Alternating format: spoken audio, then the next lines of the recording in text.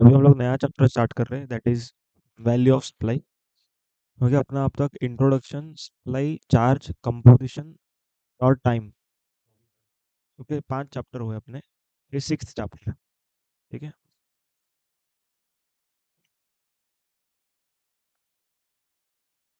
13। Okay, value of supply करके 6th chapter. वैसे chapter का नंबरिंग से कुछ फर्क नहीं पड़ता है, क्योंकि बीच का एग्जीबिशन करके एक चैप्टर है, वो हम लोग एंड पे लेने वाले हैं। ओके, हाँ, सबसे बड़ा चैप्टर है वो, तो वो एंड में लेंगे। आईटीसी भी बड़ा है, लेकिन एग्जामिशंस ऐसा है कि ड्राई भी है और बड़ा भी है। ओके, तो इसके लिए उसको लास्ट लेंगे। ठीक है, सुनो अभी। हाँ, इम्पोर्टेंट भी है, हाँ, ड्राई है पर इम्पोर्टेंट है, बट बड़ा है। ठीक है, सुनो। अब वैल्यू ऑफ सप्लाई, हम लोगों ने सप्लाई चैप्टर से पूरा डिस्कशन स्टार्ट किया जीएसटी का, क्योंकि सप्लाई के चैप्टर में हम लोगों ने पढ़ा कि कौन से एक्टिविटी को गवर्नमेंट सप्लाई मानेगा और कौन से एक्टिविटी को गवर्नमेंट सप्लाई नहीं मानेगा। क्योंकि सप्लाई मानेगा तो ही जीएसटी भरने को आएगा, ये पॉसिबिलिटी है वो भी। अगर सप्लाई के एम्बिट से बाहर जा रहा है तो उसके ऊपर टैक्स नहीं लगेगा। समझ में आ रहा है पॉइंट? ओके, उसके बाद हम लोगों ने चार्ज ऑफ जीएसटी करके एक चैप्टर पढ़ा। Okay, 2nd chapter. अब चार्ज ऑफ जीएसटी में हम लोगों ने पढ़ा कि अगर हम लोग का ट्रांजैक्शन सप्लाई है, ओके, तो हम लोग को टैक्स जो भरना है वो कौन सा टैक्स भरना है। ओके, सीजीएसटी, एसजीएसटी भरना है या फिर आईजीएसटी, ये मालूम कैसे पड़ेगा? इंटर है कि इंट्रा है उसके हिसाब से। अगर इंटर रहेगा तो आईजीएसटी भरेंगे, तो उसके लिए अलग चार्जिंग सेक्शन था। और इंट्रा रहेगा तो सीजीएसटी, एसजीएसटी भरेंगे, उसके लिए अलग था। ओके, ये सेक्शन 9 है। अगर अपना ट्रांजैक्शन ये चैप्टर के हिसाब से सप्लाई हुआ और टैक्सेबल सप्लाई हुआ, तो यहाँ पर हम लोगों ने और एक चीज़ सीखा था कि जीएसटी कौन भरेगा।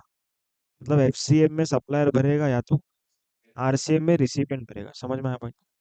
आता है। उसके बाद कंपोजिशन स्कीम करके सीखा, उसको साइड पर रखते थोड़ी देर के लिए। उसके बाद हम लोगों ने सीखा time of supply. Okay, time of supply मतलब कि हम लोग को जीएसटी कब भरना है। कब भरना है मतलब हम लोगों ने व्हेन करके जो क्वेश्चन है वो सीखा। Okay, when the liability is to be discharge. Okay, यहाँ पर हम लोगों ने क्या सीखा? हाँ, कौन भरेगा, तो यहाँ पर हु आ रहा है क्या समझ में? तो यहाँ पर कौन भरेगा वो सीखा, कब भरना है वो सीखा। ठीक है, प्लेस ऑफ सप्लाई में हम लोग सीखेंगे कि कौन सा टैक्स भरना है, विच। क्योंकि प्लेस ऑफ सप्लाई अगर समझो महाराष्ट्र में बेच रहा हूँ और प्लेस ऑफ सप्लाई है फॉर एग्जांपल गुजरात, तो क्या भरेंगे? आईजीएसटी। अगर महाराष्ट्र ही प्लेस ऑफ सप्लाई है तो सीजीएसटी, एसजीएसटी। समझ में आ रहा है पॉइंट? तो विच टाइप ऑफ टैक्स वो हम लोग को प्लेस ऑफ सप्लाई में सीखने मिलेगा। ओके, तो पीओएस का जो चैप्टर है वो हम लोग को विच करके सिखाएगा, विच टैक्स। यहाँ पर हु इज द पर्सन, यहाँ पर व्हेन टू पे, या तो when liability is arising. Okay, when liability is arising.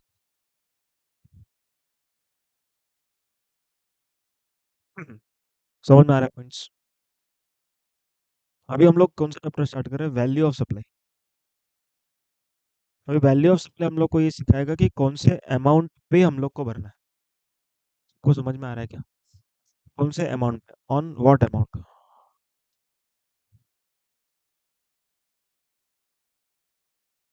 Everyone getting the point? LOS अगर महाराष्ट्र है और प्लेस ऑफ सप्लाई अगर गुजरात है तो आईजीएसटी। हाँ, तो which type of tax place of supply determine करेगा। और charge of GST primarily focus कर रहा था कौन भरेगा, सप्लायर भरेगा या तो रिसिपेंट भरेगा।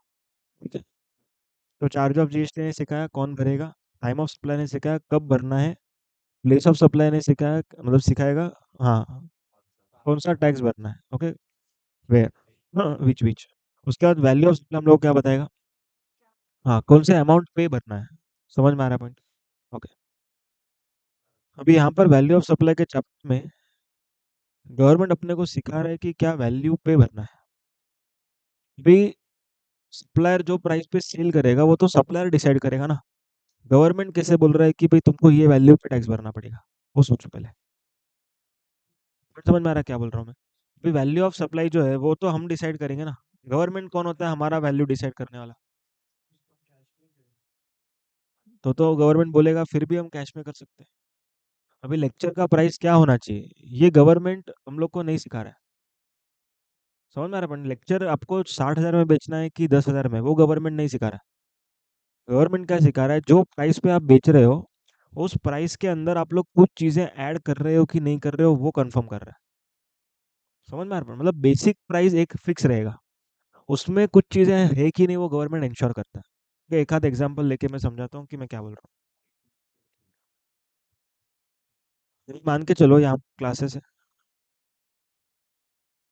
ओके क्लासेस आप लोगों को लेक्चर सेल कर रहे हैं, ओके स्टूडेंट्स को।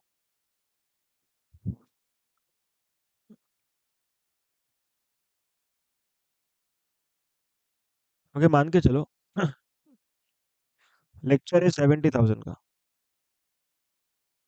ओके लेक्चर कितने का? 70,000 का। अब क्लासेस को जीएसटी कितना भरना पड़ेगा? 70 के ऊपर 18%। ठीक है, आंसर अलग आएगा नारायण अभी के लिए। 12,600 आएगा, चलो ठीक है, लिख देता हूँ। तो इतना जीएसटी क्लास को भरने को आ रहा है।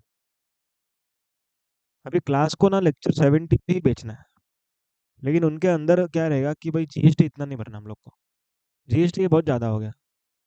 तो क्लासेस क्या कोशिश करेगा,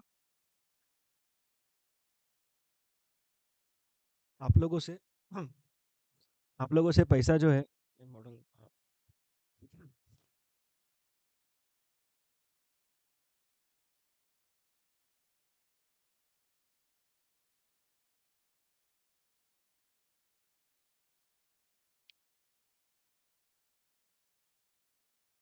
आप लोगों से पैसा जो है वो 70,000 नहीं मिलना चाहिए, लेकिन जीएसटी इतना नहीं आना चाहिए, ऐसा इन लोग का इंटेंशन रहेगा। समझ में आ रहा है पॉइंट?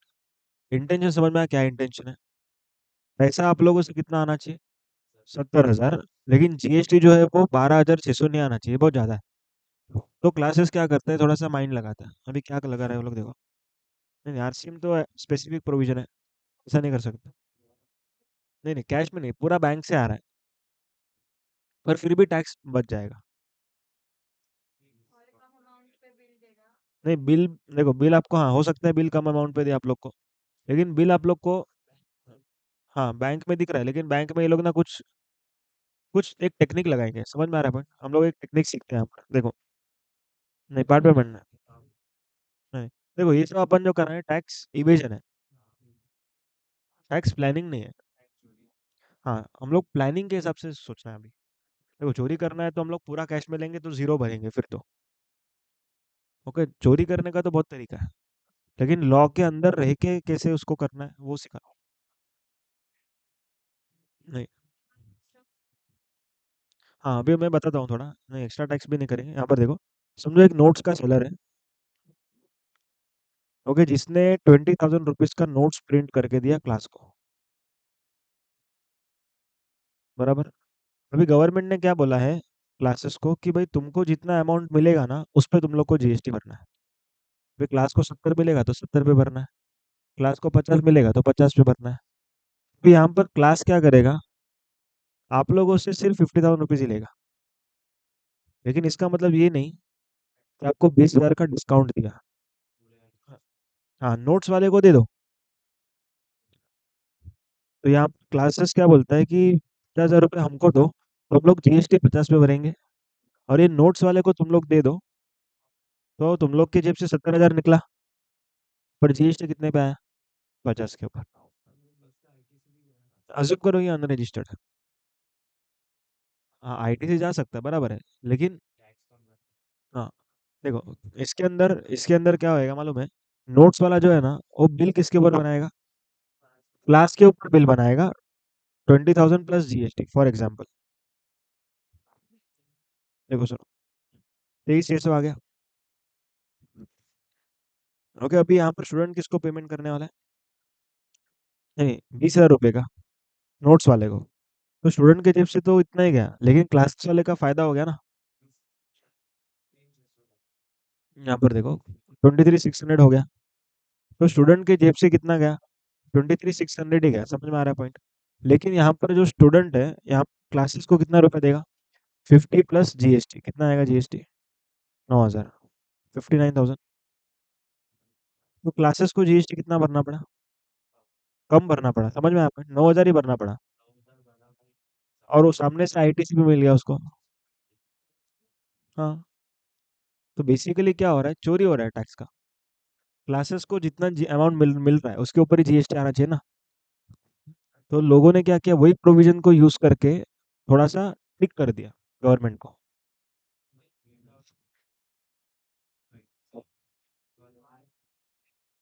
नोट्स वाला जब टिक खरीदेगा तब मिलेगा ना उसको।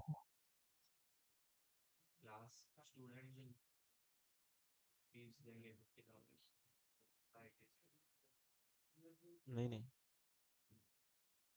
आईटीसी किसको मिलता है? रिसिपिएंट को मिलता है, रिसिपिएंट को। नहीं मिलेगा, क्योंकि स्टूडेंट अनरजिस्टर्ड है। बराबर। क्लासेस इज परचेजिंग नोट्स, तो क्लासेस को 3,600 का आईटीसी मिलेगा। बराबर है। हम्म। हाँ, स्टूडेंट ने इसको दिया, स्टूडेंट देखो। हाँ हाँ।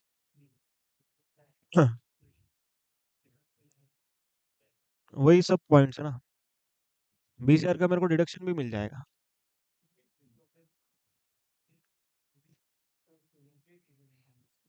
हाँ, तो वैसे ही इसीलिए गवर्नमेंट ने ये चैप्टर बनाया। ये चैप्टर बनाने का रीजन समझ रहे हैं हम लोग? ये चैप्टर तो स्टार्ट नहीं किया। ये चैप्टर बनाने का रीजन समझ में आ रहा है क्या? लोग क्या करते थे, अपने वैल्यू में कुछ कुछ चीजें ऐड ही नहीं करते थे। अभी जैसे यहाँ पर देखने गए तो 50 का वैल्यूएशन नहीं होना चाहिए, वैल्यू कितने का होना चाहिए?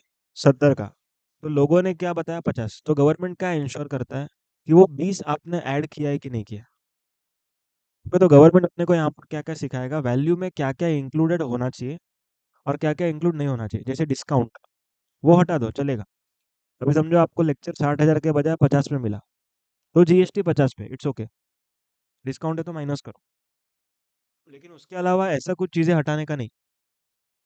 तो हम लोग सीखेंगे धीरे धीरे करके कि गवर्नमेंट ने हम लोग को क्या क्या ऐड करने बोला है और क्या क्या इग्नोर करने बोला है। समझ में आ रहा है पॉइंट? तो let us start.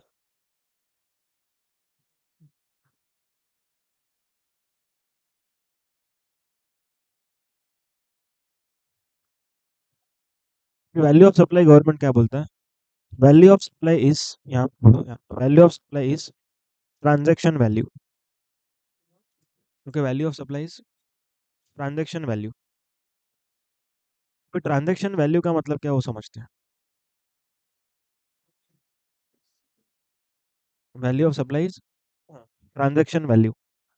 Transaction value मतलब एकदम सिंपल, प्राइस एक्चुअली पेड और पेएबल।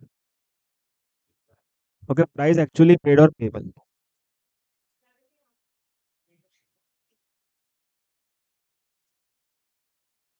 मतलब क्या? रिसिपिएंट ने अपने सप्लायर को जितना पैसा दिया उसी को बोलेंगे वैल्यू। एकदम सिंपल। और ये सिंपल लगाने के लिए दो कंडीशंस है। हम लोग पढ़ेंगे ये दो कंडीशन। देखो, पहला प्रोविजन क्या है, value of supply means transaction value. What is the meaning of transaction value? Price actually paid और payable by recipient to its supplier. अभी तुम लोग क्लासेस को जितना भी पैसा देने के हो या दे दिया, उसको क्या मानेंगे हम लोग? Value of supply. समझना, उसको क्या मानने वाले? Value of supply, that's it. समझा पॉइंट? लेकिन ये मानने के लिए मतलब जो दिया उसी को मान लिया। सोचो कि आप लोग एकदम कम पैसा दिए, आपने बोला कि 40,000 में मेरे को दे दो, और क्लास वालों ने दे भी दिया। समझ में आ रहा है क्या पॉइंट? क्लास वालों ने लेक्चर दे भी दिया 40 में फॉर एग्जाम्पल। तो उस प्राइस को मानेंगे कि नहीं मानेंगे? तो गवर्नमेंट क्या बोलता है, वो मानने के लिए दो कंडीशन है। तो मानने के लिए क्या है यहाँ पर? दो कंडीशन है। अगर ये दोनों कंडीशन फुलफिल होता है तो क्या माना जाएगा? ये दोनों कंडीशन फुलफिल होगा तो क्या माना जाएगा, कमान? हाँ, transaction value is value of supply, that's it. समझ में आ रहा है पॉइंट? तो ये दो कंडीशन बहुत इंपॉर्टेंट है। ओके, दोनों फुलफिल करना है तो ही क्या माना जाएगा? हाँ, जो पे किया that is the value of supply, that is transaction value, that is value of supply. अभी क्या दो कंडीशन है, देखो। सबसे पहला कंडीशन, पार्टीज होना चाहिए अनरिलेटेड पार्टी। क्या होना चाहिए बोलते हैं? Unrelated party. मतलब समझो कि क्लासेस का कोई रिलेटेड पार्टी है तुम लोग। ओके, तो गवर्नमेंट क्या बोलेगा, तुम लोगों ने जितना पैसा दिया ना वो वैल्यू नहीं है। समझो ध्यान से, समझो कि उन्होंने तुम लोग को भी डिस्काउंट नहीं दिया। समझो तुम रिलेटेड पार्टी हो, तुम लोग को सेम प्राइस पे बेचा, बट फिर भी गवर्नमेंट वो प्राइस को एक्सेप्ट नहीं करेगा। क्यों एक्सेप्ट नहीं करेगा? Because you are related party. Clear है क्या पॉइंट? तो रिलेटेड पार्टी का प्राइसिंग गवर्नमेंट एक्सेप्ट नहीं करता। तो गवर्नमेंट इसका वैल्यूएशन कैसे करेगा, वो हम लोग फाइनल में सीखेंगे, that is open market value. Okay, ऐसा लेक्चर का क्या वैल्यू रहता है नॉर्मली, वही वैल्यू को मानते हैं। हाँ, फेयर मार्केट वैल्यू टाइप, लेकिन उधर थोड़ा सा अलग चीजें हम लोग सीखेंगे फाइनल में। अभी के लिए उसको इग्नोर करो।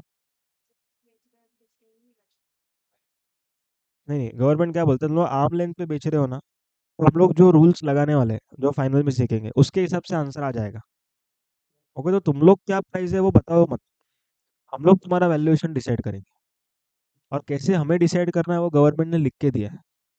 ठीक है, तो यहाँ पर ट्रांजेक्शन वैल्यू को वैल्यू ऑफ सप्लाई होने के लिए क्या चाहिए, unrelated party. Okay, parties related party नहीं होना चाहिए। अभी अनरिलेटेड होने के लिए हम लोग को समझना पड़ेगा कि what is the meaning of related party. Okay, तो यहाँ पर नीचे देखो,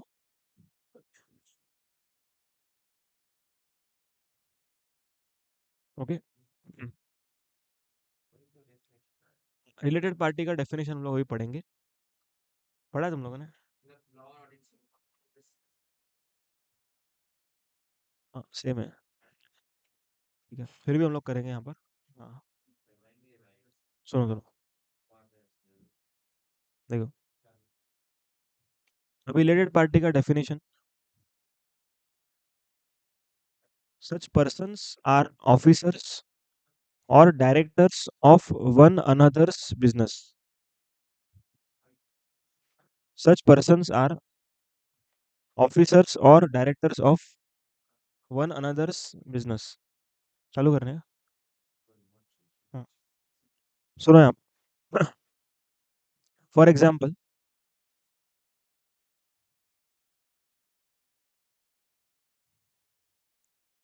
समझो यहाँ पर रिलायंस और यहाँ पर जियो, से दो कंपनी है, बरोबर। रिलायंस में डायरेक्टर है मुकेश अंबानी और जियो में डायरेक्टर है आकाश अंबानी। ओके, अभी जियो में भी ये डायरेक्टर है मुकेश अंबानी और आकाश अंबानी रिलायंस में भी डायरेक्टर है।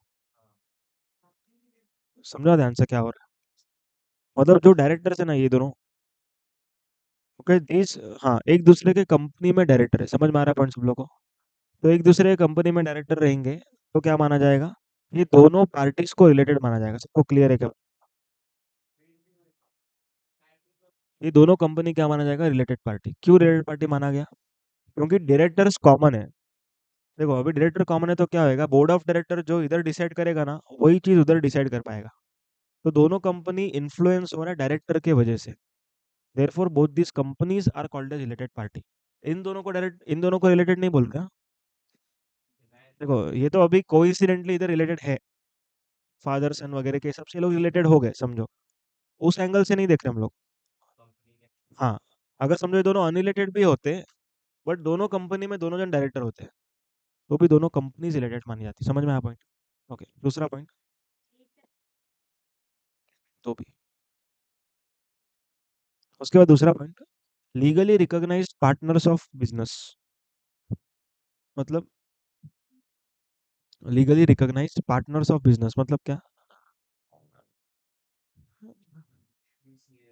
अगर पार्टनरशिप फर्म है एबीसी का, तो ए बी और सी भी रिलेटेड पार्टी एक दूसरे से। देखो एक एग्जांपल लेते हैं, ऐसा कब होएगा। हाँ हाँ, सुनो एक एग्जांपल लेते हैं। समझो ABC and associates,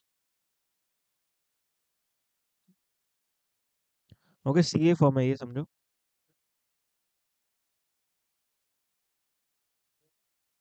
okay, ABC and associates ये करके सीए फर्म है। इसमें तीन पार्टनर्स है, ओके ए बी एंड सी।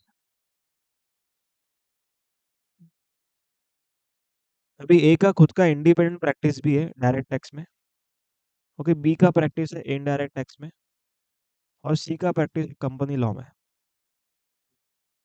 और बैंक ऑडिट वगैरह के लिए तीनों पार्टनर्स क्या कर रहे हैं, एक फॉर्म बना रहे हैं बैंक ऑडिट्स के लिए। क्योंकि बैंक ऑडिट वगैरह उसी को मिलता है जिसका पार्टनरशिप फॉर्म होता है। ओके, 10 पार्टनर होना चाहिए, ऐसा कुछ तो उनका क्राइटेरिया है। ठीक है, तो भी ये लोग का इंडिपेंडेंट प्रैक्टिस भी चालू है। अभी समझो बी को कुछ डीटी का काम है, बी को किसका काम है, डीटी का, तो वो सर्विस किससे लेगा, ए से। सो ए और बी के बीच में जो ट्रांजेक्शन हो रहा है, इसमें ट्रांजेक्शन वैल्यू को वो लोग वैल्यू ऑफ सप्लाई नहीं मानेंगे, बिकॉज ये दोनों जन किसी पार्टनरशिप फर्म में पार्टनर्स है। समझ में आ रहा है पॉइंट, तो दे आर रिलेटेड पार्टी। सबको एग्जाम्पल समझ में आ गया, क्लियर है। तो यहाँ पर ए और बी सच में रिलेटेड पार्टी नहीं दिख रहा है, मतलब खून खून का रिश्ता नहीं है, बट फिर भी ये लोग रिलेटेड माने जाएंगे in the eyes of law, because ये लोग क्या है, एक किसी पार्टनरशिप फर्म के पार्टनर्स है। तो इनके आपस के ट्रांजेक्शन में भी ट्रांजेक्शन वैल्यू को नहीं लिया जाएगा। समझ में आया point, everyone getting the point. Okay, तीसरा पॉइंट, एम्प्लॉयर एंड एम्प्लॉय। सुना ये, एम्प्लॉयर एम्प्लॉय की रिलेटेड पार्टीज रहता है। समझ में आ रहा पॉइंट, हाँ, इन्फ्लुएंस कर सकता है एम्प्लॉयर एम्प्लॉय को, क्या कर सकता है, इन्फ्लुएंस कर सकता है। So employer and employee are called as related parties. सबको समझ में आ रहा है। उसके बाद next, third person holds, controls, owns more than equal to 25% of voting rights, power or shares of both। हाँ देखो,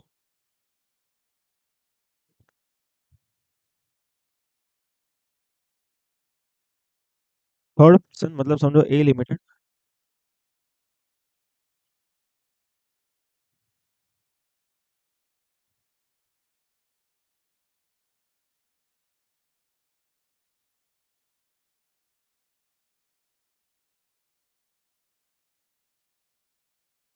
देखो, अभी यहाँ पर ए लिमिटेड के पास समझो बी लिमिटेड का 28% शेयर होल्डिंग है। ओके, और ए लिमिटेड के पास सी लिमिटेड का से 26% शेयर होल्डिंग। अभी ये वाला पॉइंट क्या बोलते हैं, देखो उसे पढ़ो एक बार। Third person holds, controls, owns more than 25% of both. हाँ, मतलब यहाँ पर क्या हो रहा है, हाँ, हाँ, ए और बी भी रिलेटेड है क्योंकि मोर देन 25% होल्डिंग है। ओके, ए और सी भी रिलेटेड है, और बी और सी भी रिलेटेड है। समझ में आ रहा है पॉइंट, हाँ। ओके, तो यहाँ पर क्या हो रहा है, ए और बी जो है वो रिलेटेड, बी, ए और सी भी रिलेटेड, और बी और सी भी रिलेटेड। बी और सी क्यों रिलेटेड है, हाँ, मतलब एक ही जन का, ओके, इन दोनों एंटिटीज में स्टेक होल्डिंग है, इसीलिए यहाँ पर बी और सी को भी क्या मान लिया, रिलेटेड पार्टी मान लिया। सबको क्लियर है पॉइंट। ओके, उसके बाद one of them controls other, मतलब कि नॉर्मल वाला ये ट्रांजेक्शन है। कंट्रोलिंग, कंट्रोलिंग वाला रहता है, मालूम है, सिग्निफिकेंट इन्फ्लुएंस, सुना है कभी। समझो ए लिमिटेड ने बी लिमिटेड में या तो मोर देन 50% शेयर होल्डिंग रखा है, तो कंट्रोलिंग इंटरेस्ट किसके पास है, ए के पास है। या तो फिर सिग्निफिकेंट इन्फ्लुएंस कर रहा है। सिग्निफिकेंट इन्फ्लुएंस मतलब, देखो यहाँ पर परसेंटेज का बात नहीं किया है, वो एज में बात किया है। हाँ, बोर्ड ऑफ डायरेक्टर्स का अपॉइंट करने का पावर उसके पास है, या तो पॉलिसी बनाने का पावर इसके पास है। तो उस केस में क्या माना था, सिग्निफिकेंट इन्फ्लुएंस है। क्लियर है पॉइंट। ओके, कंट्रोलिंग का समझ में आया? उसके बाद third person controls both of them, okay, and together control a third person. देखो इसका मतलब सिंपल है, बी और सी लिमिटेड है, ये दोनों मिलके एक जन को कंट्रोल कर रहे हैं। देखो ये इसका पूरा अपोजिट केस है। अभी क्या हो रहा है, बी का ए में 25% से ज्यादा है, एंड यहाँ पर सी का ए में 26%। तो यहाँ पर बी और सी भी क्या माने जाएंगे, रिलेटेड पार्टी। नहीं नहीं, उल्टा है, इधर एक जन दो को कंट्रोल कर रहा था, इधर दो जन एक को कंट्रोल कर रहा है।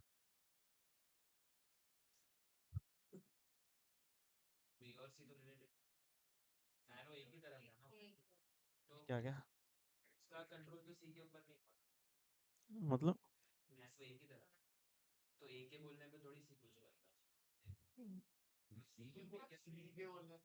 हाँ, नहीं इसीलिए तो गवर्नमेंट ने बोला। देखो, सुनो सुनो सुनो, बी का कंट्रोल, नहीं नहीं, ए का कंट्रोल बी के पास है, मतलब बी इज कंट्रोलिंग, हाँ, बी ए को कंट्रोल कर रहा है, और सी भी ए को कंट्रोल कर रहा है। तो गवर्नमेंट बोलता है कि बी और सी को भी रिलेटेड मान लेंगे क्योंकि दोनों जन एक ही जन को कंट्रोल कर रहे कॉमन कंट्रोल है।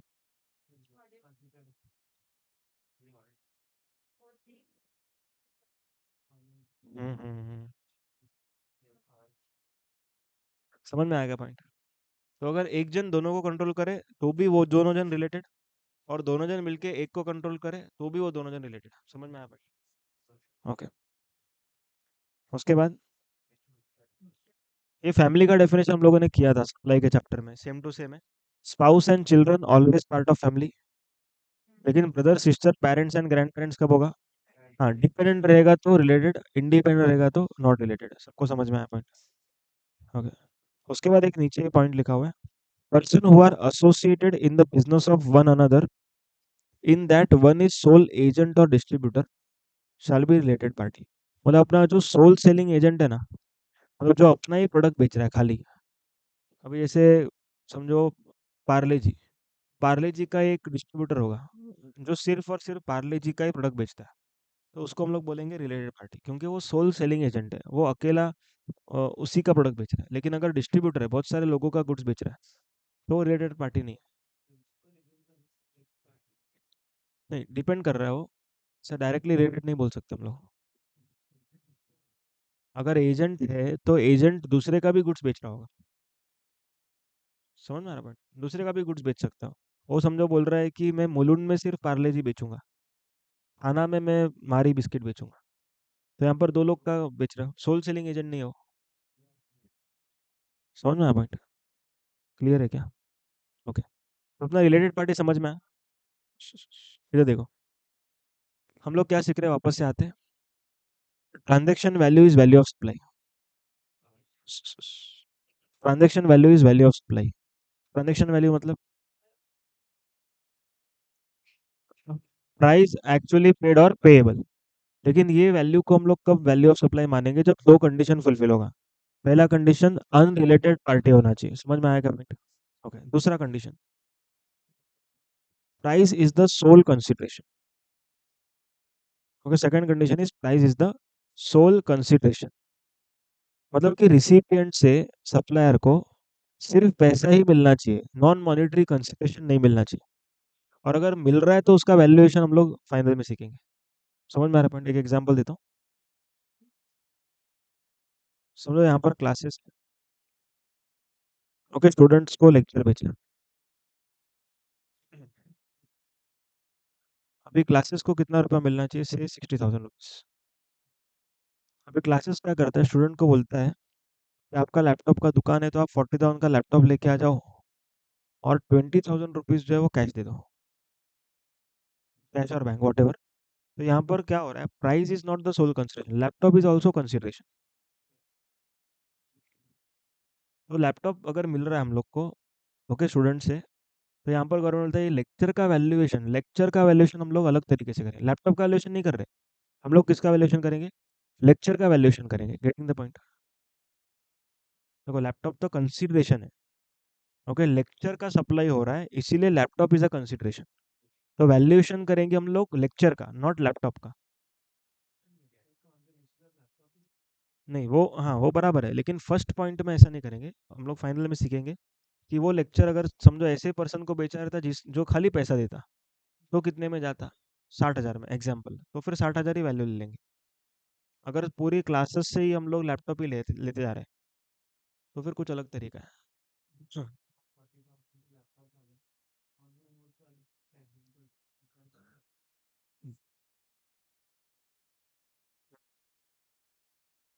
देखो, दोनों अलग है एक्चुअली, थोड़ा सा डिफरेंस है।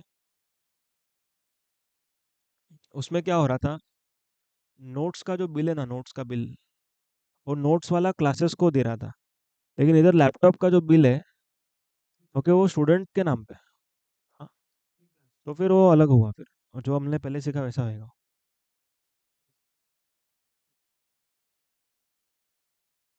हाँ, तो फिर 60 के ऊपर जीएसटी है। ठीक है।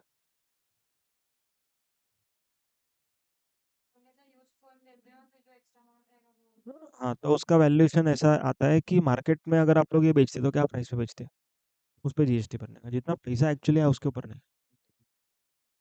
तो ना, तो price is the sole consideration. Clear है पॉइंट? तो दो कंडीशंस फुलफिल करना है, लिसन। ओके, दो कंडीशंस फुलफिल करना है अपने को। पहला कंडीशन क्या है? Party should be unrelated party. दूसरा, price should be the sole consideration. Clear point? ये दोनों कंडीशन फुलफिल होने पर क्या माना जाएगा? Transaction value is value of supply. What is the meaning of transaction value? Price actually paid और payable. Clear है पॉइंट? सबको समझ में आ रहा है? क्लियर है? ओके। फिर गवर्नमेंट क्या बोलते हैं, कुछ कुछ चीज़ें आप लोग को ऐड करनी पड़ेंगी वैल्यू ऑफ सप्लाई में। ओके, वैल्यू ऑफ सप्लाई में कुछ कुछ चीज़ें क्या करना है आप लोग को ऐड करना है। यहाँ पर जो दिए वो सब चीज़ें आप लोग को ऐड करना है। पांच चीज़ें। सब- सबसे पहला, अच्छा तुम लोग का इनकम टैक्स में टीडीएस टीसीएस हुआ है कि बाकी है? बाकी है, ठीक है। उससे क्या? टीडीएस की टीसीएस? टीडीएस। हाँ, सुनो। यहाँ पर बोलते हैं सबसे पहला क्या ऐड करना है आपको, देखो। Taxes, duty, cess, fees and other charges other than GST and GST cess. मतलब जो भी हम लोग को टैक्सेस वगैरह है, ओके, जीएसटी को छोड़ के जो भी हम लोग सेपरेटली चार्ज कर रहे हैं, ओके, वो सब ऐड करना है। ओके, कुछ एग्जांपल यहाँ पर मैं देता हूँ। हाँ हाँ, बराबर। हाँ हाँ, देखो इसका एक एग्जांपल सुनो। समझो एक लैंडलॉर्ड है, ओके, वो टेनेंट को रेंट पे प्रॉपर्टी दे रहा है। समझो 10,000 पर मंथ रेंट है। ओके, और लैंडलॉर्ड जो है वो टेनेंट को क्या बोलता है, तुमको प्रॉपर्टी टैक्स भी मेरे को देना पड़ेगा। म्युनिसिपल टैक्स बोलते हैं ना अपन, म्युनिसिपल टैक्स। समझो कि 1,000 का म्युनिसिपल टैक्स है। तो landlord is recovering total 11,000 from tenant. तो गवर्नमेंट बोलता है कि जीएसटी किसके ऊपर आएगा? हाँ, 11 के ऊपर जीएसटी आएगा। सबको समझ में आ रहा है? 11,000 के ऊपर है, नॉट ऑन 10,000। सबको क्लियर हुआ पॉइंट? लेकिन अगर समझो टेनेंट जो है, सॉरी लैंडलॉर्ड जो है, वो बोलते हैं कि आप मेरे को सिर्फ 10,000 रुपीज दे दो। ओके, जो प्रॉपर्टी टैक्स है वो हम लोग मान लेंगे कि ये 10,000 के अंदर ही आ गया। तो क्या रहेगा वैल्यू? वो 10,000 ही रहेगा। समझ में आया पॉइंट? यस। तो 10,000 पे ही आएगा। मतलब यहाँ पर एक अलग से पॉइंट लिखा हुआ है, देखो इधर last word, if separately charge. इधर देखो क्या लिखा, इफ सेपरेटली चार्ज, मतलब अगर हम लोग उसको चार्ज कर रहे हैं प्रॉपर्टी टैक्स तो ऐड करना है। अगर चार्ज नहीं कर रहे, उसको बोल रहे 10,000 के अंदर सब आ गया, तो 10,000 ही वैल्यू ऑफ सप्लाई। समझ में आ रहा है पॉइंट सबको? ओके। तो जो भी टैक्सेस है जीएसटी को छोड़ के वो सब क्या करना है हम लोग को? ऐड करना है। क्लियर है पॉइंट? अभी ना एक प्रोडक्ट है tobacco. Okay, tobacco is leviable to excise duty. Okay, tobacco के ऊपर क्या लगता है? एक्साइज ड्यूटी लगता है। तो गवर्नमेंट क्या बोलते है, देखो। समझो अगर किसी पर्सन ने टोबैको बेचा, मैन्युफैक्चर ऑफ टोबैको, उसने टोबैको सेल किया 10,000 का।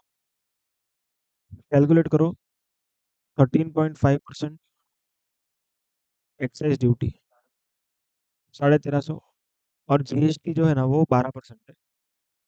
तो भी क्या करने का, इसको ऐड करना पड़ेगा अपने को। हाँ, 11,350 पे 12%,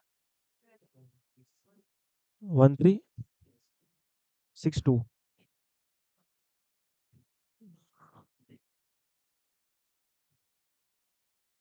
समझ में आ रहा है पॉइंट? तो मतलब अगर एक प्रोडक्ट एक्साइज पे भी है और जीएसटी में भी है, ऐसे एक ही प्रोडक्ट है, एक ही प्रोडक्ट है जो एक्साइज में भी है और किसमें? जीएसटी में भी। तो पहले क्या ऐड होएगा? हाँ, पहले ऐड होएगा एक्साइज, बाद में क्या ऐड होएगा? जीएसटी। क्लियर है क्या? सबको समझ में आ रहा है? मतलब इन शॉर्ट जीएसटी को नीचे लास्ट में ऐड करना है। क्योंकि जीएसटी का लॉ क्या बोलता है, जीएसटी छोड़ के बाकी सब टैक्सेस क्या होना चाहिए? ऐड होना चाहिए। सबको क्लियर हो रहा है क्या पॉइंट? सबको समझा?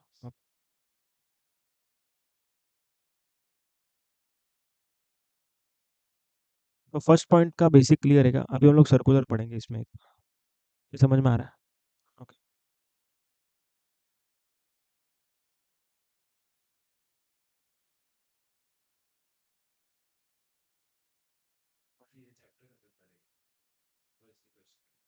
बस बस उतना है।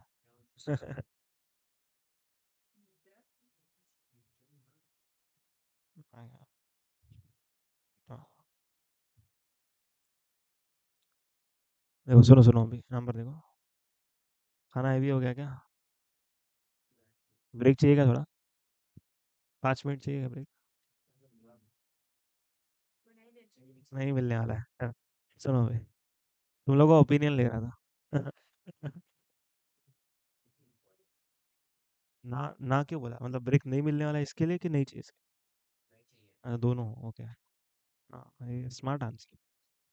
चलो सुनो, अभी टीसीएस का हम लोग डिस्कशन करेंगे।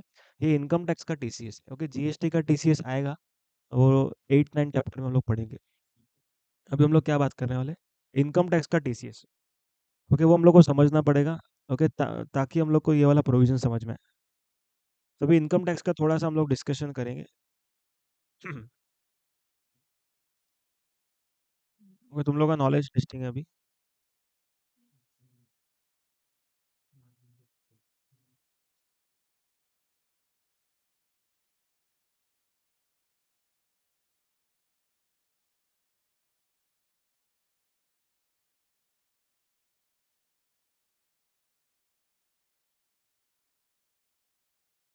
देखो, ए ने एक प्रोडक्ट बेचा बी को।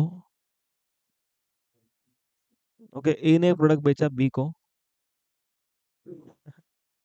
10,000 में। कितने बेचा? 10,000 में। बी आगे बेच रहा है 15,000 में। ठीक है। अब यहाँ पर बी ने कितना प्रॉफिट कमाया? 5,000। अभी ना एक कंसेप्ट रहता है टीसीएस करके। अभी बी का प्रॉफिट कितना है? 5,000 का प्रॉफिट है। अभी बी को ये 5,000 के ऊपर क्या भरना चाहिए? Income tax. लेकिन इनकम टैक्स का पेमेंट कब होता है? हाँ, end of the year. Okay, जब भी रिटर्न फाइलिंग करते हैं ना, तभी इनकम टैक्स का पेमेंट होता है, उसके पहले नहीं होता है। उसके पहले टीडीएस वगैरह कटता है। अभी देखो, गवर्नमेंट को ना इनकम टैक्स का जो पेमेंट है वो साल के एंड मिलने वाला है। गवर्नमेंट क्या बोलता है कि हम लोग इतना टाइम नहीं रुकेंगे। ओके, अभी से थोड़ा थोड़ा देना शुरू करो, ताकि एंड पे आपके ऊपर भी प्रेशर ना आए। ओके, और हम लोग का भी क्या हो, एक स्मूथ फंक्शनिंग होता रहे। ओके, वर्किंग कैपिटल का ऐसा क्रंच नहीं आना चाहिए। तो गवर्नमेंट क्या करता है, एडवांस टैक्स, टीडीएस, टीसीएस, ऐसा छोटा छोटा अमाउंट आप लोगों से लेते रहता है, मंथली, क्वार्टरली, इस तरीके से। समझ में आ रहा है? अब देखो, गवर्नमेंट क्या बोलता है ए को, कि बी प्रॉफिट कमाने वाला है ये ट्रांजेक्शन पे। लेकिन बी इनकम टैक्स कब भरेगा? ईयर एंड पे। तो इससे क्या करो, टीसीएस कलेक्ट करो। ओके, अभी समझो टीसीएस का रेट 1% है, 100 रुपये। सो टोटल ए जो है ना, वो बी से कितना कलेक्ट करेगा? 10,100। 100 रुपया किस नाम से कलेक्ट किया? टीसीएस के नाम से। और A will deposit this to government.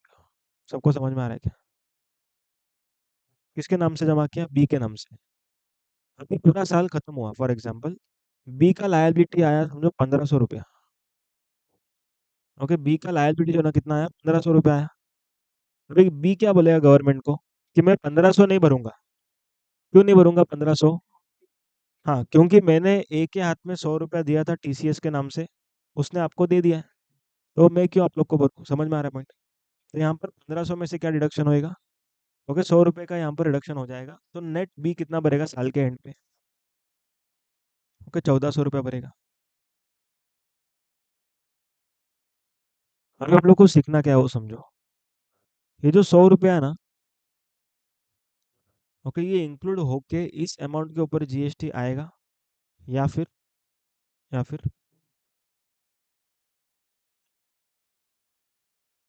10,000 पे जीएसटी आएगा, और टोटल के ऊपर टीसीएस आएगा। मतलब ये दोनों में से कौन सा मैकेनिज्म फॉलो करना है वो सीख रहे हैं हम लोग। समझ में आ रहा है क्या सीख रहे हैं? क्योंकि सामने वाले से हम लोग को दो चीज लेना है, एक तो टीसीएस भी लेना है, और जीएसटी भी लेना है, दोनों चीज लेना है। सबको समझ में आ रहा है क्या? तभी यहाँ पर हम लोग को उससे क्या लेना है वो समझो, सोचो क्या लग रहा है?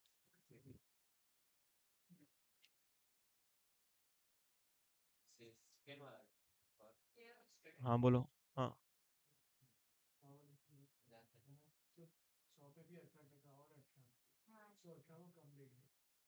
तो कौन सा मेथड ये की हो? सेकंड मेथड, सेकंड मेथड की first method, come on everyone. Second, okay. तो सेकंड बराबर है आंसर, बट उसका रीजनिंग समझते हैं। देखो, अभी ऊपर हम लोगों ने ना कुछ टैक्सेस ऐड किया था, देखो इधर। इधर क्या ऐड किया था? Municipal tax. इधर ऐड किया था एक्साइज। अभी ये दोनों जो टैक्सेस था, ये दोनों हम लोगों ने ऐड इसीलिए किया क्योंकि वो सर्विस आपने ले लिया है या तो गुड्स ले लिया है, ओके, और टैक्स पेएबल अक्रू हो चुका है। टैक्स पेएबल अक्रू हो चुका है, समझ में आया पॉइंट? लेकिन ये जो टैक्स है ना नीचे, टीसीएस वाला, ओके, ये टैक्स अक्रू हुआ नहीं अब तक। क्यों मालूम है? क्योंकि साल के एंड पे अगर रिफंड आ रहा है उसको, या तो टैक्स भरने को नहीं आ रहा है, तो ये 100 रुपये गवर्नमेंट को, उस बंदे को वापस देना पड़ता है। समझ में आ रहा है? मालूम है ये चीज़? अगर समझो टीडीएस कटा है, लेकिन साल के एंड पे टैक्स पेबल जीरो है, तो जो टीडीएस रहेगा वो क्या होता है? और रिफंड हो जाता है। समझ में आ रहा है पॉइंट? तो यहाँ पर जो टीसीएस कलेक्ट हो रहा है ना, ये टेम्पररी है। हो सकता है बाद में लगना ही नहीं चाहिए था, पॉसिबिलिटी है। समझ में आया पॉइंट? तो गवर्नमेंट क्या बोलता है, आज की तारीख पे तो ये फाइनल नहीं है। आज की तारीख पे इसको हम लोग क्या बोलेंगे? इंटरिम लेवी बोलेंगे इसको। इंटरिम मतलब साल के बीच में, okay. Interim dividend, interim budget, मतलब साल के पहले, बीच में। तो ये बीच में कलेक्ट किया हुआ टैक्स है, क्या पता ये जरूरत ही ना हो। सबको समझ में आ रहा है क्या point? तो गवर्नमेंट से इंटरिम में जो भी हम लोग इधर ऐड कर रहे हैं टीसीएस के नाम से, it will not be added in the value of supply, okay, वो अलग से लगेगा, अलग से। क्लियर है क्या पॉइंट? तो गुजरात टाइटंस ऐड याद रखिएगा, पहले जीएसटी बाद में टीसीएस, ओके, पहले जीएसटी बाद में टीसीएस। कुछ भी याद नहीं आएगा तो गुजरात टाइटन, ठीक है? समझ में आया पॉइंट? ओके, इसको लिख लो थोड़ा।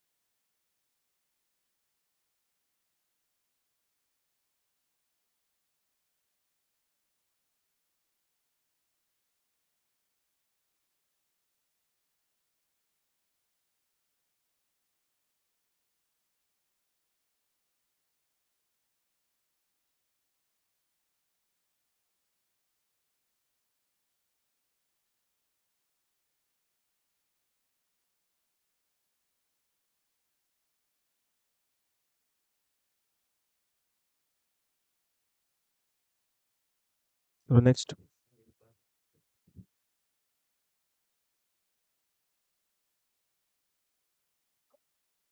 नेक्स्ट इंक्लूजन, देखो हम लोग इंक्लूजन्स पढ़ रहे हैं, इसमें सबसे पहला क्या ऐड करना है हम लोगों ने सीखा, taxes, duty, cess, fees other than GST. हम लोग नेक्स्ट देख रहे हैं बी वाला point, that is clause B, amount paid by recipient on behalf of supplier. Amount paid by recipient on behalf of supplier, ये हम लोगों ने पढ़ा भी था, याद करो अभी अभी नोट्स का जो एग्जांपल दिया था। ओके हाँ, नोट्स का जो एग्जांपल दिया वो उसी का पार्ट था। एक बार अभी इसको फॉर्मली एक एग्जांपल देते हैं।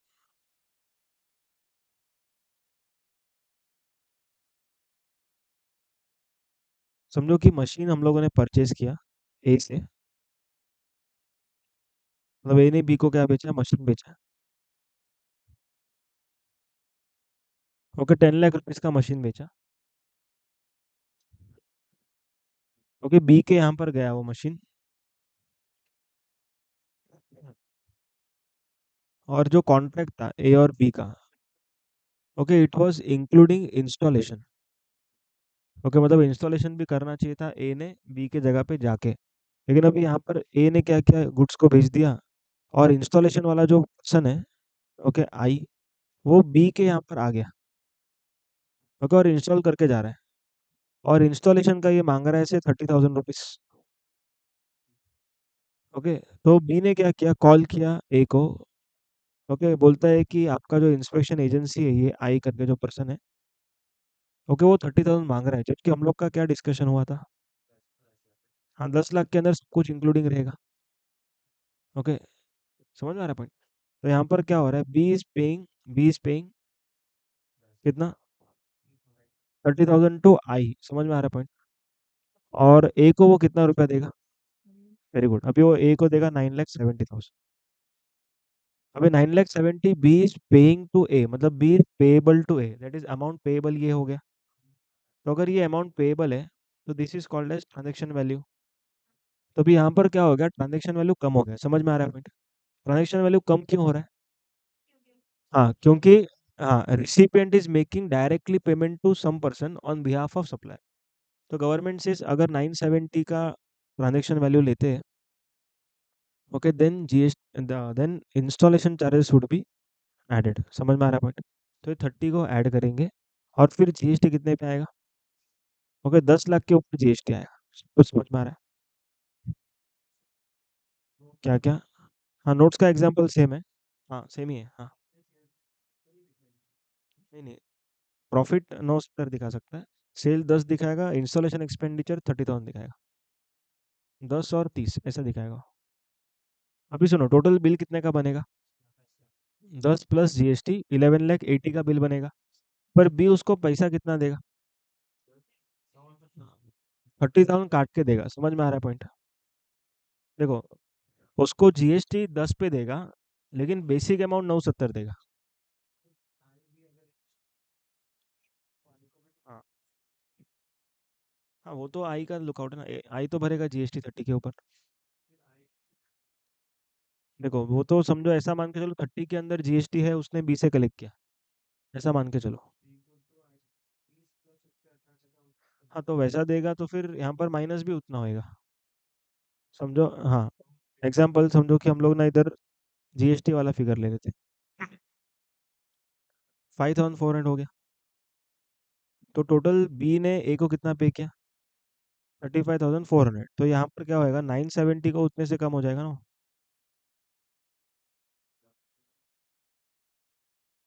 वो सब चेंज हो जाएगा फिगर्स। हाँ मतलब हमने जितना पेमेंट किया वो माइनस हो जाएगा।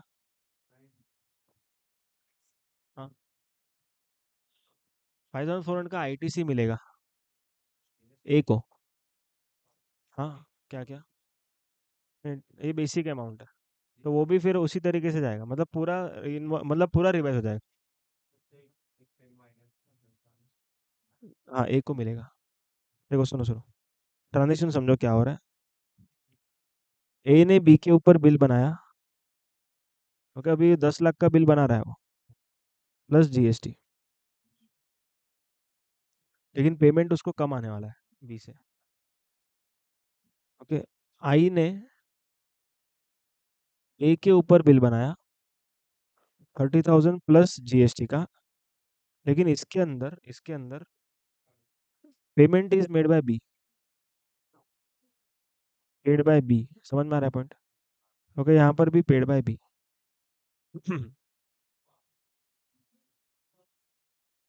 समझ में आ रहा है पॉइंट? अभी देखो अभी क्या होएगा ट्रांजेक्शन। पहले वैल्यू ऑफ सप्लाई कितना आ रहा था, मतलब पहले तो 10 lakh rupees, okay, plus GST ऐसा आने वाला था। लेकिन हम लोग क्या करते हैं, वैल्यू ऑफ सप्लाई का मीनिंग क्या रहता है, एक्सक्लूडिंग जीएसटी रहता है। ओके, तो एक्सक्लूडिंग जीएसटी, तो यहाँ पर फिर क्या होएगा, माइनस भी करना पड़ेगा अपने को। समझ में आ रहा है पॉइंट?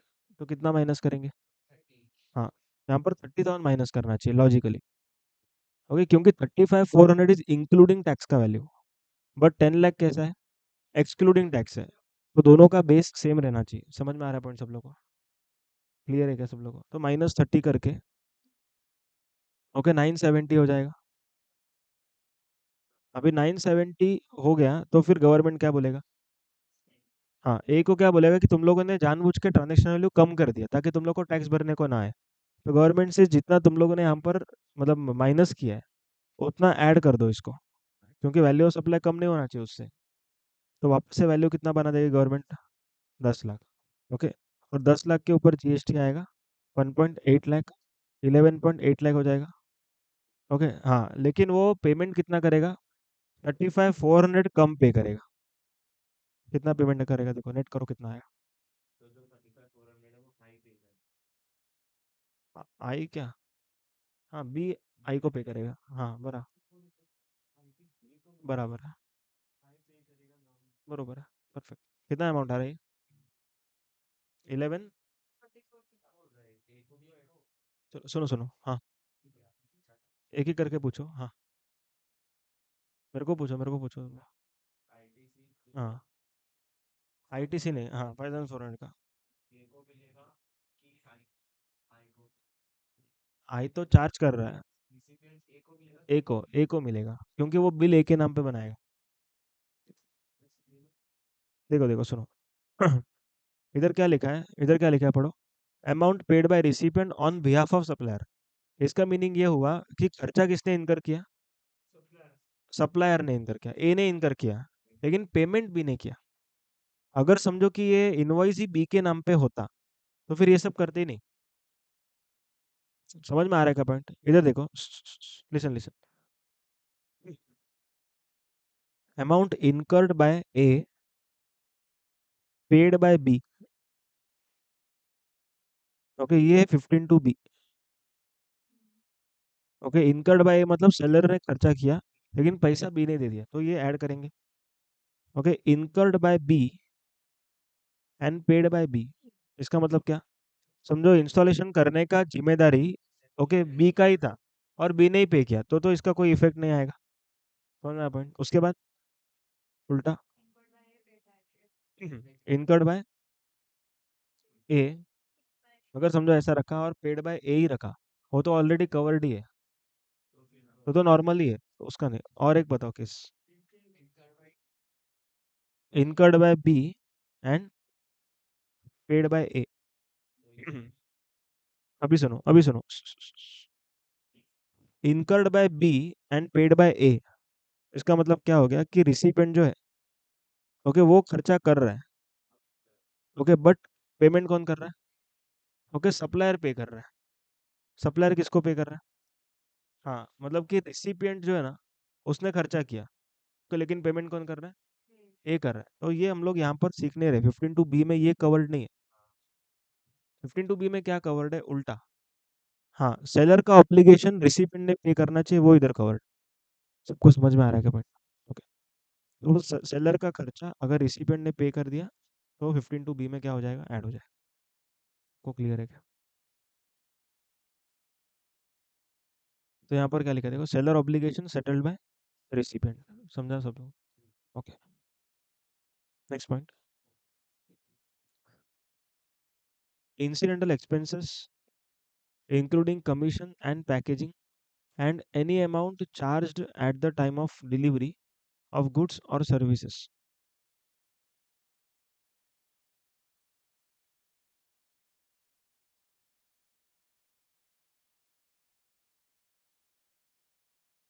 देखो समझो कि ए करके पर्सन है, ये टी करके एक ट्रांसपोर्टर है। ओके, ए को क्या करना है, बी को गुड्स भेजना है। ओके, ए क्या करने वाला है, बी को गुड्स भेजने वाला है। ओके, 1 लाख रुपीज़ का गुड्स भेज रहा है। और ये गुड्स को भेजने के लिए ट्रांसपोर्ट का खर्चा करना पड़ेगा। तो यहाँ पर टी जो है ना, वो ए को क्या करता है, चार्ज करता है ट्रांसपोर्ट का 5,000 रुपीज़। अभी ए क्या करेगा, इसी 5,000 को क्या चार्ज करेगा, बी को चार्ज करेगा। तो गवर्नमेंट से it will be included in value of supply. Value में क्या करेंगे, इसको हम लोग ऐड करेंगे। सबको समझ में आ गया? सो 1,05,000 would be the value of supply, and इसके ऊपर जीएसटी आएगा। और जीएसटी का जो रेट रहेगा वो गुड्स का रेट रहेगा। किसका रेट रहेगा वो? हाँ, ट्रांसपोर्ट का रेट नहीं रहेगा, किसका रेट रहेगा, गुड्स का रेट रहेगा। क्यों? हाँ, क्योंकि ये सेक्शन नंबर 8 कंपोजिट सप्लाई वाला रेट कंसेप्ट आ जाएगा इधर। ओके, तो यहाँ पर समझो भले 18% आ रहा है, पर इधर तो गुड्स का रेट आएगा, और हो सकता है दोनों 18 ही हो। सबको समझ में आ रहा है? क्लियर है क्या? ओके, तो 15 to C हो गया। इसमें हाँ, हाँ, नहीं, इनकर्ड बाय ए है और paid by A but recovered from B. Recovered from B. अगर समझो ये रिकवर नहीं करता, बोलता कि 1 लाख के अंदर क्या आ गया, फ्रेट भी आ गया, तो फिर ऐड नहीं करेंगे। अगर वो फ्रेट अलग से ऐड कर रहा है तो ही क्या होएगा, वैल्यू में भी ऐड हो जाएगा। समझ में आ रहा है पॉइंट? अच्छा, इसके अंदर एक इंपॉर्टेंट पॉइंट जो एग्जाम में आता है, क्योंकि ये जो खर्चा है ना, ये प्री डिलीवरी रहेगा। प्री डिलीवरी मतलब डिलीवरी करने के पहले का ये जो खर्चा रहेगा। Okay, then only it will be added. Okay, लेकिन अगर पोस्ट डिलीवरी एक्सपेंस है, ओके, पोस्ट डिलीवरी एक्सपेंस है, तो ऐड नहीं होएगा। ओके, ध्यान में रखना, एग्जाम में आता है। प्री डिलीवरी होना चाहिए। प्री डिलीवरी मतलब डिलीवरी होने तक का सब खर्चा ऐड होता है। डिलीवरी होने के बाद अगर कुछ खर्चा किया तो वो ऐड नहीं होएगा वैल्यू में। समझ में आ रहा पॉइंट? एग्जाम्पल समझो। नहीं नहीं, देखो डिलीवरी मतलब क्या, पूरा कंप्लीट चीज। तो इंस्टॉल होने के बाद डिलीवरी हुआ पूरा। हाँ, मतलब समझो कि पूरा हो गया, सब कुछ हो गया, और बाद में हम लोगों ने क्या बोला कि इसके ऊपर समझो एक कुछ कवर लगाने का है, तो एक्स्ट्रा खर्चा किया, तो वो सब वैल्यू में ऐड नहीं होएगा। उसके लिए अलग बिल बना सकते हैं। उसके लिए अलग बिल बना सकते चाहिए तो, लेकिन वैल्यू में ऐड मत करो। जीएसटी तो लगेगा उसके ऊपर, लेकिन इसके अंदर ऐड नहीं होएगा। समझ में आ रहा है पॉइंट? क्लियर है? तो 3 चीज हम लोगों ने सीखा। पहला, any taxes duty cess other than GST, कि उसके अंदर एक इंपॉर्टेंट पॉइंट, हाँ, टीसीएस को हम लोग को ऐड नहीं करना है। ओके, दूसरा, amount paid by recipient on behalf of supplier and not included in price. Not included in price मतलब स्टार्टिंग पॉइंट 970 होना चाहिए। अगर स्टार्टिंग पॉइंट ही आप लोग का 10 है, ओके, तो फिर तो कोई प्रॉब्लम नहीं। 10 लाख से स्टार्ट किया तो जीएसटी आएगा उसके बाद।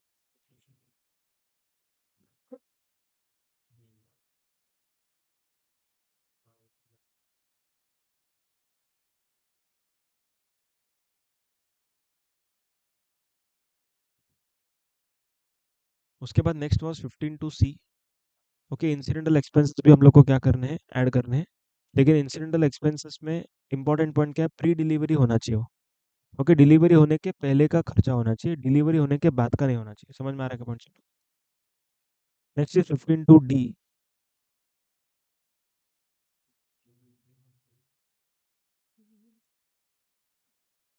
Incidental expenses.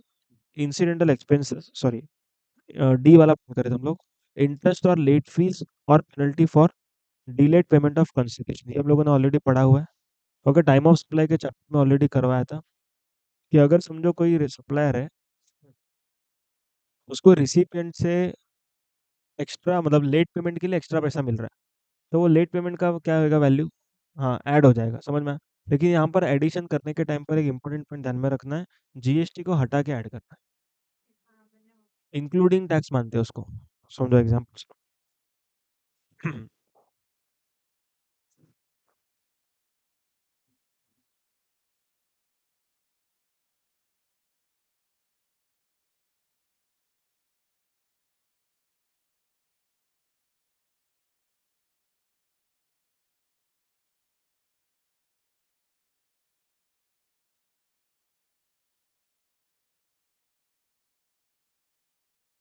तो समझो ऐसा क्वेश्चन है।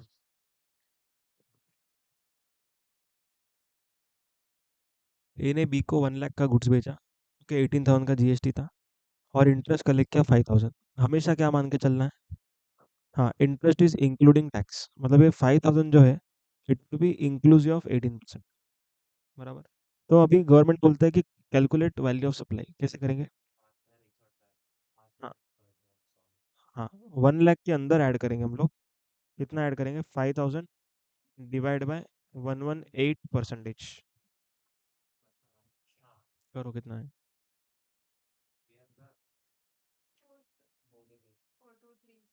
4237। ओके, तो ये ऐड करेंगे, total value of supply exam में कैसे लिखेंगे? 104,237। क्लियर सब लोग को? फिर इसके ऊपर जीएसटी निकालना। सबको समझा क्या एग्जाम्पल? क्लियर हुआ पॉइंट? हाँ, इंटरेस्ट हमेशा इंक्लूसिव। अगर एक्सक्लूडिंग रहेगा तो क्वेश्चन में दिया रहेगा, जब तक कुछ नहीं दिया तब तक क्या मान के चलेंगे? हाँ, इंक्लूसिव। समझ में आ रहा पॉइंट?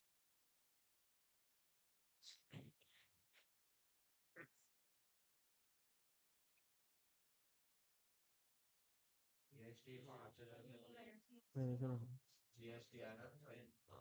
हाँ, पर अब सुनो सुनो। तो जीएसटी एक अमाउंट निकालेंगे कैसे फिर?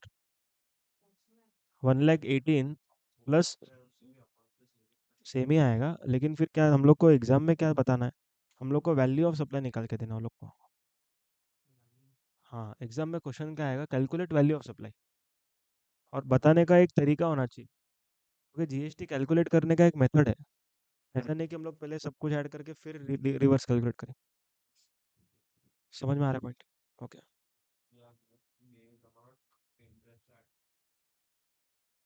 इंटरेस्ट में से जीएसटी हटा के ऐड किया। क्लियर है यहाँ तक? चलो, उसके बाद ई वाला पॉइंट, इसको इंपॉर्टेंट मार्क करो, एग्जाम में फ्रीक्वेंटली आता है।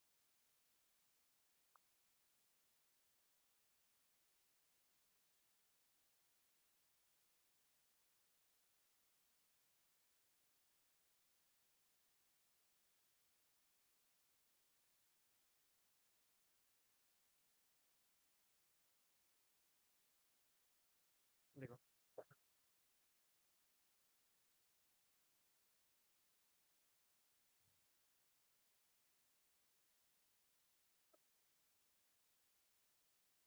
भी ई वाला पॉइंट हम लोग कर रहे हैं, इसका हेडिंग है, okay, subsidy other than received from CGSG. Okay, हम लोग एडिशन पढ़ रहे हैं, एडिशंस। उसके अंदर क्या लिखा है? Subsidy other than received from CGSG, मतलब सीजीएसजी का सब्सिडी हम लोग को ऐड नहीं करना है, बाकी लोगों से सब्सिडी मिला तो ऐड करना है। ओके, एक एग्जांपल से हम लोग समझते हैं। समझो सुंदरम करके जो नोटबुक का कंपनी है, देखो वो अर्बन एरिया में नोटबुक बेच रहा है 50 रुपीज में, और रूरल एरिया में भी 50 रुपीज में बेच रहा है। ओके, अभी गवर्नमेंट क्या करता है? गवर्नमेंट सुंदरम को ओके 20 रुपीज का सब्सिडी दे रहा है, और बोलते हैं कि रूरल एरिया में तुम लोग 50 में नहीं बेचना, 30 में बेचना, ताकि वो लोग मतलब पढ़ पाए वगैरह। ओके, तो यहाँ पर सुंदरम क्या करता है? अपने प्राइस को कम कर डालता है 20 रुपए से, और नेट आंसर आ जाता है 30। Now question is whether Sundaram is liable to pay GST on 30 और 50। हाँ, समझ में आ रहा है क्या पॉइंट? 30 पे पे करेगा, क्यों? क्योंकि ये सब्सिडी किससे मिला हुआ है? गवर्नमेंट से मिला हुआ है। अगर ये गवर्नमेंट का सब्सिडी ना होता, ओके, तो फिर हम लोग को 25 पे जीएसटी भरना पड़ता, मतलब कि इधर ऐड करना पड़ता। समझा पॉइंट? अभी मैं इधर रेड में लिख रहा हूँ। समझो एनजीओ ने सब्सिडी दिया, ओके, 20 रुपीज। ओके, एनजीओ के सब्सिडी की वजह से समझो उसने क्या कर दिया, 50 माइनस 20 करके 30 में बेच रहा है। तो गवर्नमेंट अभी क्या बोलता है उसको? नहीं नहीं, अभी तो आपको 20 ऐड करना पड़ेगा, और जीएसटी 50 पे भरना पड़ेगा। ओके, ये सेकंड केस है। ओके, गवर्नमेंट वाला जो केस है, उसमें 30 के ऊपर ही जीएसटी है।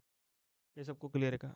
उसका अभी एग्जाम में जब क्वेश्चन आता है, तभी वो लोग हम लोग को क्लियरली बोलते हैं कि सब्सिडी जो है वो माइनस किया हुआ है या फिर माइनस नहीं किया, बोलते हैं क्वेश्चन में। पर क्वेश्चन का वर्डिंग थोड़ा अलग है। ओके, समझो क्वेश्चन का वर्डिंग क्या रहता है।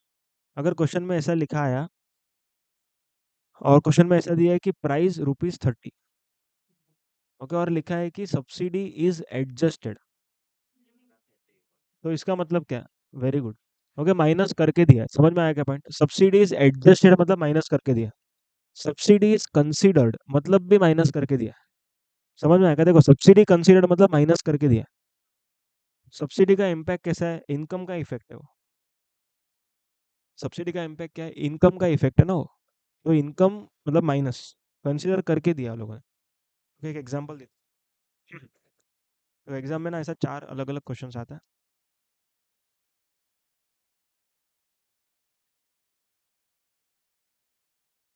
पहला तो बोलेंगे कि सब्सिडी किसने दिया है। Okay, provided by CG. And दूसरा, प्रोवाइडेड बाय एनजीओ और ट्रस्ट और अदर्स। अदर्स लिख देना डायरेक्ट। ओके।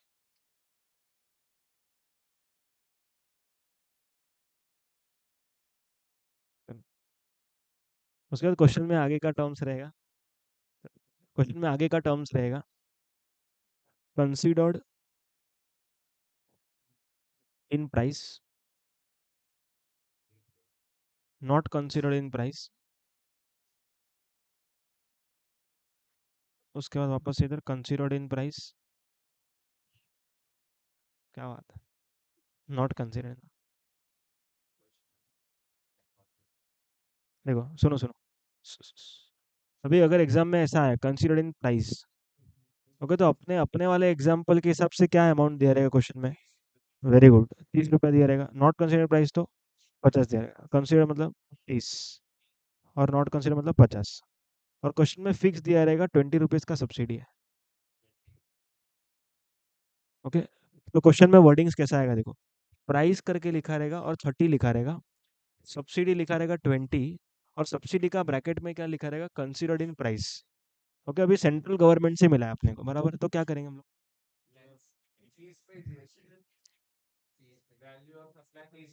हाँ देखो, 30 के ऊपर ही जीएसटी आना चाहिए। क्यों 30 के ऊपर आना चाहिए? क्योंकि गवर्नमेंट का subsidy it should be considered. Okay, minus होना चाहिए था, और माइनस हुआ भी है, तो हम लोग क्या करेंगे ये पोजीशन में? इग्नोर कर देंगे। 30 पे जीएसटी आएगा, 20 को इग्नोर करेंगे। समझ में आया पॉइंट? चलो आगे। नॉट कंसीडर्ड इन प्राइस, तो अभी क्या करेंगे हम लोग? हाँ, लेस करेंगे 20, तो क्लियर है। तो नेट आंसर आ जाएगा 30। अब यहाँ पर वेरी गुड, हम लोग इधर ऐड करेंगे। ओके, और फिर आंसर कितना आ जाएगा? 50। 50 पे जीएसटी आएगा। यहाँ पर, यहाँ पर इग्नोर मारेंगे, क्यों? क्योंकि माइनस नहीं किया है और करना भी नहीं चाहिए था, तो फिर क्या होएगा? 50 के ऊपर ही जीएसटी आएगा। को समझ में आया? नॉट कंसिडर्ड इन सीजी तो माइनस करेंगे। इग्नोर मतलब इफेक्ट ही नहीं लेंगे, 30 के ऊपर ही जीएसटी आएगा। सबको समझ में आएगा? Everyone clear? इसको लिख लो। कहाँ से बाकी है ना? इधर से बाकी है, बी से बाकी है। बी से बाकी है, लिखो।